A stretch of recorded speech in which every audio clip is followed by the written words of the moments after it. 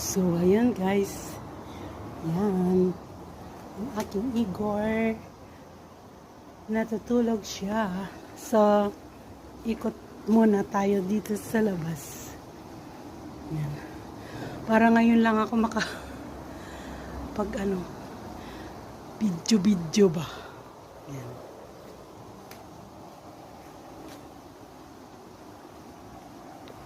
Ang ganda ng bulaklak guys. So, ito yung mga tinanim ko noon guys, last May. Yan. Ito guys, yan.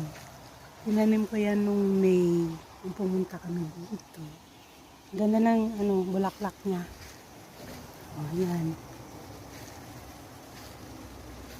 Yan. So, ito ang aming paligid. Ito na swimming pool. Bye guys.